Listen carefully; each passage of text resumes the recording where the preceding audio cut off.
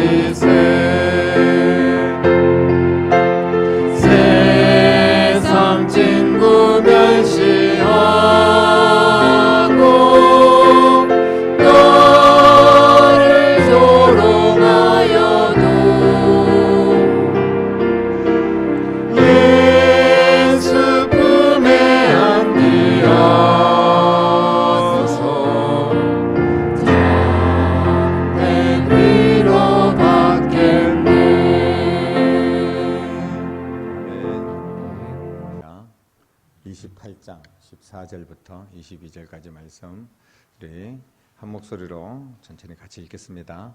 이러므로 예루살렘에 있는 이 백성을 다스리는 너희 오만한 자여, 여호와의 말씀을 들을지어다. 너희가 말하기를 우리는 사망과 언약하였고 서울과 맹약하였은즉 넘치는 재앙이 밀려올지라도 우리에게 미치지 못하리니 우리는 거짓을 우리의 피난처로 삼았고 허위 아래 우리를 숨겼음이라 하는도다. 그러므로 주 여호와께서 이같이 이르시되 보라, 내가 한 돌을 시온에 두어 기초를 삼았노니 곧 시험한 돌이요 귀하고 견고한 기초돌이라. 그것을 믿는 이는 다급하게 되지 아니하리로다.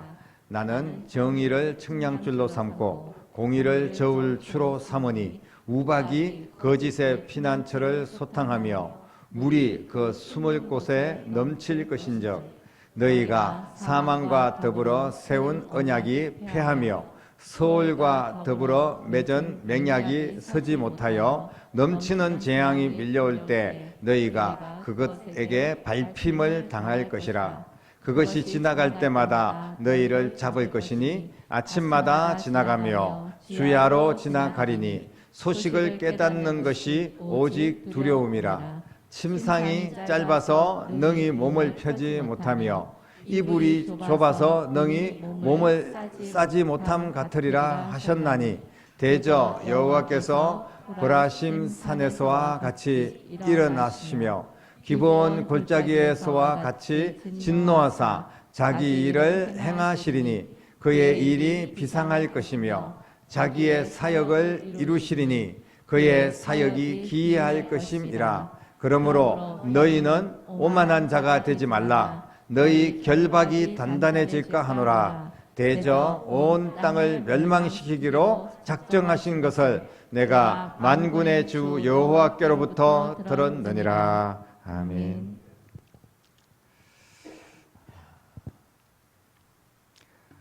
유대인들이 지금까지도 사용하고 있는 속담이 있습니다. 오늘 20절 말씀인데 침상이 짧아서 능히 몸을 펴지 못하며 이불이 좁아서 능히 몸을 싸지 못함 같으리라 하셨느니라 이렇게 기록을 하고 있는데 이게 이스라엘의 하나의 속담으로 지금까지 내려오고 있습니다. 한번 상상을 해보십시오. 침상이 짧아서 몸을 펴지 못하는 거예요. 사람이 너무 큰 거죠. 침상보다 내가 더 크니까 불편한 겁니다. 근데 겨우 이불을 하나 구해서 그 이불을 덮으려고 하니까 이불이 너무 작은 거예요. 그래서 몸을 싸지를 못하는 겁니다. 머리까지 목까지 올리면 다리가 드러나고 또 밑에가 추워서 다리를 내리면 다시 배가 다 흔히 드러나고 이런 정말 우스운 상황을 우리가 생각을 해보면 뭐 어찌할 도리가 없는 겁니다. 어떨 때 이불 하나 가지고 가족이 몇 명이 막 덮어야 되는 뭐 어렸을 때 그런 기억도 있습니다만은 그러니까 서로 막 이불을 잡아당기고 그랬던 우리의 가난한 시절들이 다 있었습니다. 지금 뭐 이불이 정말 없어가지고 이불 하나 가지고 뭐 온 가족이 덮어야 되고 이런 분들은 아마 없을 겁니다. 그런데 예전에는 아마 우리도 그런 적이 있었고 어쨌든 이스라엘 백성들이 이런 거를 왜 속담으로 이야기를 하고 있을까? 이게 도대체 무슨 말일까?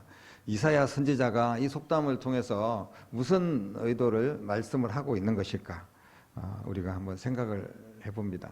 오늘 28장 이사야 28장 말씀을 보면 이사야서를 통하여서 이스라엘의 하나님께서 진노하시고 계신다는 것을 말씀을 하는 겁니다. 오늘 본문의 배경을 보면 아하스라는 아주 악한 왕이 있었습니다. 이스라엘에. 그 아하스 왕이 어떻게 하면 이 나라를 좀 안정되게 할까? 왕이니까 누가 봐도 악하지 않게 보입니다. 왜냐하면 자기 나라를 잘 살리려고 하는 그런 의도가 있었으니까요. 그런데 그렇게 하나님께서는 이를 악하게 생각을 한 거예요. 뭐냐 하면 강대국과 동맹을 맺습니다. 아수르라는 강대국과 동맹을 맺습니다. 그래서 오늘 본문의 말씀 보면 예루살렘에 있는 이 백성을 다스리는 너희 오만한 자여. 다스리는 오만한 자. 지금 아하스 왕을 이야기하고 있는 겁니다. 지도자, 왕이 이 백성을 다스리는 자인데 여호와의 말씀을 들으라 라고 말씀을 하면서 너희가 말하기를 우리는 사망과 언약을 했다. 서울과 맹약을 했다. 약속을 했다는 겁니다. 맹세를 했다는 거예요. 그런데 지금 아수르와 이 사망이 뭐냐, 서울이 뭐냐, 이거 아수르입니다. 강대국.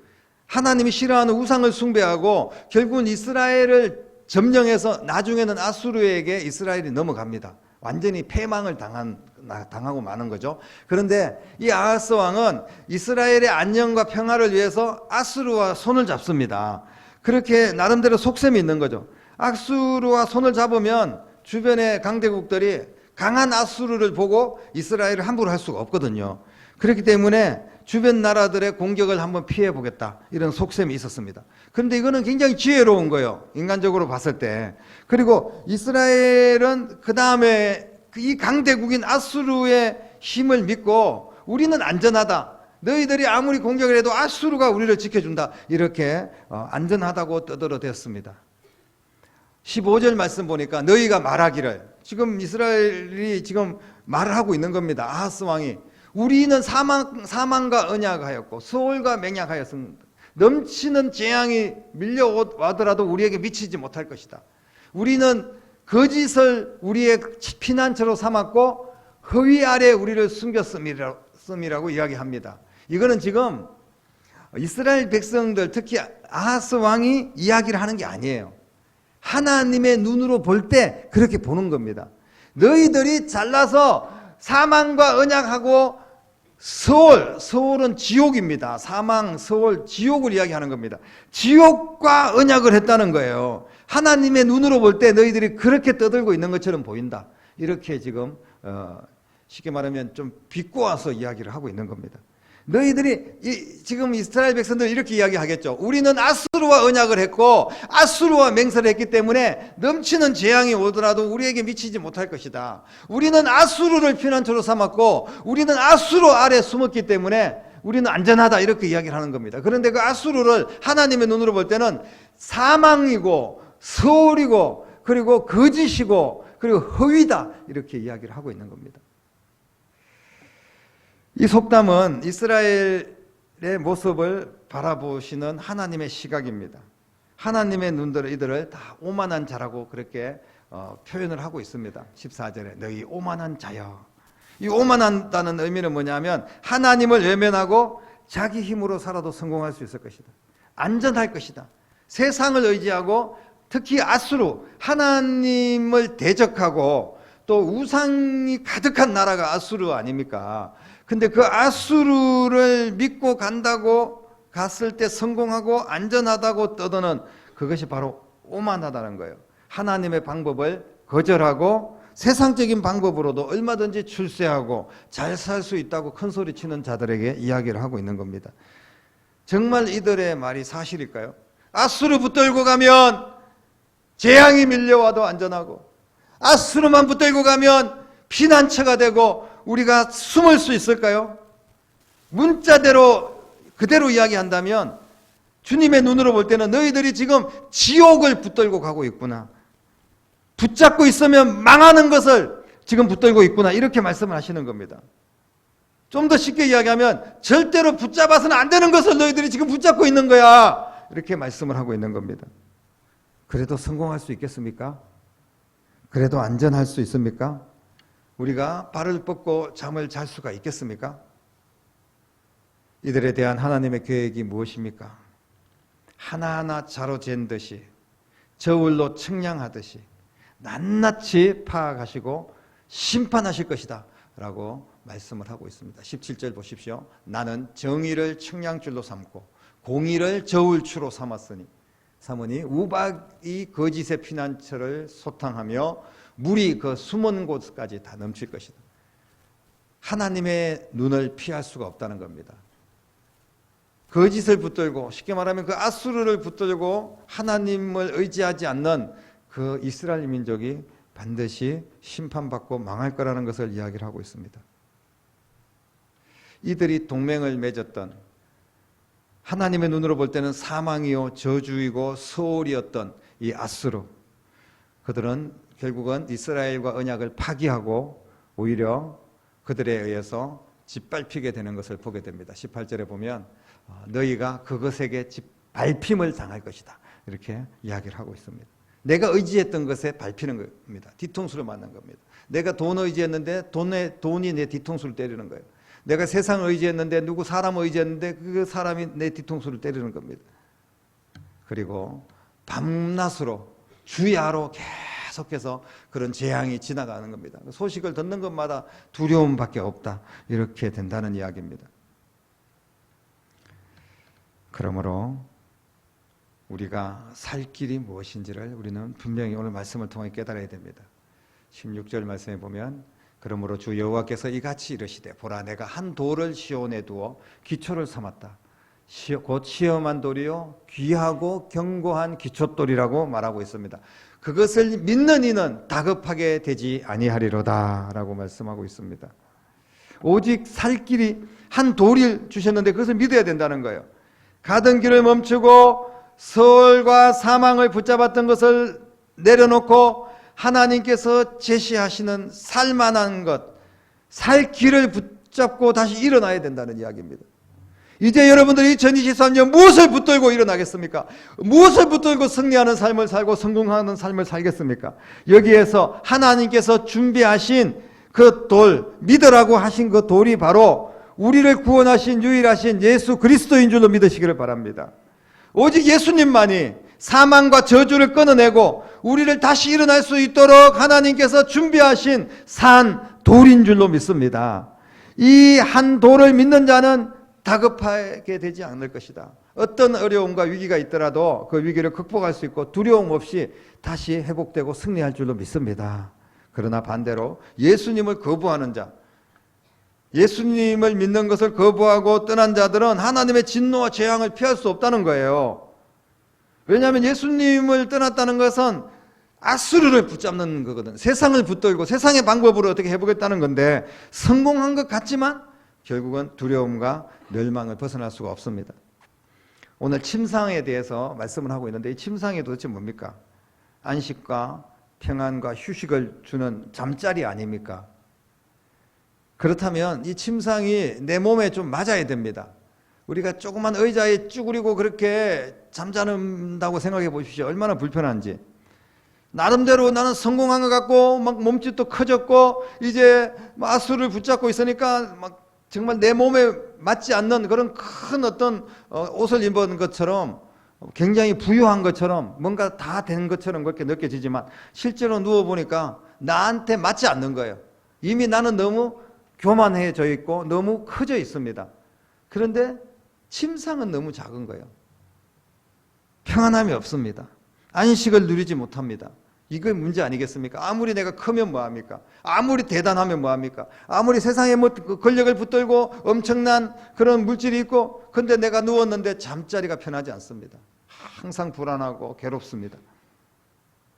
하나님을 떠난 자는 성공한 것 같아도 행복하지 못하다는 것을 말씀을 하고 있습니다. 하나님 없이 성공했다고 생각한다면 그것이 바로 오만한 자입니다. 하나님을 떠난 자, 오만한 자의 끝이 무엇인지 오늘 우리에게 분명히 말씀을 하고 있습니다. 지금 여러분들의 침상은 평안하십니까? 평안한 잠을 이룰 수 없다면 문제를 찾아서 고쳐야 되지 않겠습니까? 침상이 원래 작았을까요? 침상은 원래 나한테 딱 맞는 편안한 침상이었습니다. 근데 내가 온갖 세상에 이것저것 다 그냥 주워다가 침상 막 여기저기 그냥 다 올려놓고 그래서 내가 누울 자리가 없는 거예요. 그리고 내 몸집도 이미 너무 커져 있는 겁니다. 너무 교만해져 있는 거예요. 우리가 주님 앞에 자족할 줄 알고 내게 주신 것에 대해서 감사할 수 있으며 그 침상에 내가 알맞게 누워서 평안할 수 있다면 그것이 행복한 일 아니겠습니까? 더 많은 것을 얻으려고 세상의 줄을 붙들고 하나님은 언제 잊어버렸는지 기억도 나지 않습니다. 그러면서 막 세상적으로 온갖 것들을 막 붙잡고 그냥 의지하고 했는데 그런 게 다 서울을 붙잡는 겁니다. 지옥을 붙잡는 겁니다. 한마디로 말해서 누더기를 붙들고 아무 쓸데없는 것들을 붙들고 내가 막 그걸 고집하면서 그걸 놓지 못하고 그러면서 늘 불편하고 늘 아픈 그런 잠자리를 할 수밖에 없었습니다. 거품입니다. 그걸 다 빼야 됩니다. 몸집을 줄여야 됩니다. 몸집을 줄여야지 우리가 살 길이 있습니다. 다시 말씀드리면 하나님 앞에 예수님을 믿는 믿음으로 더 겸손한 삶을 우리가 살아야 될 줄로 믿으시기를 바랍니다. 계속해서 내 몸집 늘리겠다고. 한국 교회의 문제가 뭡니까? 막 그저 그냥 큰 교회 짓고 막 엄청난 몸집만 불리고 이렇게 하다가 결국은 재앙이 임하는 겁니다. 이렇게 계속해서 교만하고 몸집을 늘려가다가는 무슨 일이 일어날지 모릅니다. 어느 날 나도 모르는 사이에 사망과 지옥 문이 내 앞에 기다리고 있을 겁니다. 사랑하는 성도 여러분, 우리의 진짜 성공은 오직 예수님 안에 있는 줄로 믿으시기를 바랍니다. 우리가 사람들이 나를 어떻게 볼까? 우리가 지금 작은 침상에 알맞은 내 몸이 아니라 막 사람들에게 보이기 위해서 나는 엄청나게 대단한 사람이야, 나는 큰 사람이야, 나는 돈 많고 권력이 있어. 여러분, 사람들의 눈에 뭐 그렇게 보이려고 우리가 애쓴들 그게 됩니까? 하나님의 눈에 존귀한 자가 되고 특별한 자가 되고 큰 자가 되기를 주님의 이름으로 축복합니다. 하나님께서 붙잡으라고 하신 것은 하나님께서 주신 돌입니다. 산 돌입니다. 바로 예수님이십니다. 하나님은 예수님 안에 있는 자들에게 성공과 안전을 보장할 줄로 믿으시기를 바랍니다. 예수님께서 말씀하셨습니다. 나 외에는 길이 없다. 예수님밖에 길인 줄로 믿으시기를 바랍니다. 예수님 외의 것을 놓고 예수님을 붙잡고 살아가면 우리는 반드시 2023년 성공하는 인생을 살게 될 겁니다. 예수님 없어도, 예수님 말고도 얼마든지 아수르든 뭐든 다른 거 붙잡고 살아가도 된다는 생각, 살아가면 더 잘 된다는 생각, 이런 것들 우리는 반드시 버려야 됩니다. 2023년 성공적인 그리스도인으로 살아가는 여러분 될 수 있기를 간절히 바랍니다. 검소하고 겸손하게 몸집을 줄이고 하나님이 주시는 침상에서 편안함을 누리고 안식을 누리며 주님께서 주신 내 상황에 맞게, 분수에 맞게 내게 주신 그 직분대로 최선을 다하여 사명을 감당하고 오직 주님 말씀 붙들고 믿음으로 끝까지 승리하는 2023년 저와 여러분들의 삶이 되기를 주님의 이름으로 간절히 축원합니다. 기도하겠습니다. 살아계신 아버지 하나님, 세상의 눈을 의식하지 않고 하나님의 눈을 두려워하게 하여 주시옵소서. 하나님, 우리가 침상이 짧아서 몸도 펴지 못하고 이불이 좁아서 우리 몸도 감싸지 못할 정도로 교만하고 그리고 방대하게 그렇게 세상의 욕심으로 가득 채워서 그거 다 덮어서 편히 쉬지도 못하는 그런 인생을 살지 않도록 저희들에게 더 겸손한 마음 주시고 아수르 붙들고 세상 붙들고 명예 붙들고 돈 붙들고 살아가는 인생이 아니라 예수님 붙잡고 믿음으로 한 걸음 한 걸음 내게 주신 사명 감당하며 살아가는 2023년이 될 수 있도록 인도하여 주시옵소서. 주님 안에서 더 겸손하게 낮은 마음으로 주님께서 주신 사명을 감당하고 나아가다 보면 하나님께서 우리의 몸집이 아니라 침상을 넓혀주시고 더 평안한 잠자리를 주시고 저 안정되게 주의 사명을 감당할 수 있도록 하나님의 능력을 더하여 주실 줄로 믿습니다. 이런 귀한 은혜가 모든 성도들에게 2023년 내내 함께하여 주시기를 주 예수 그리스도의 이름으로 간절히 기도드립니다. 아멘.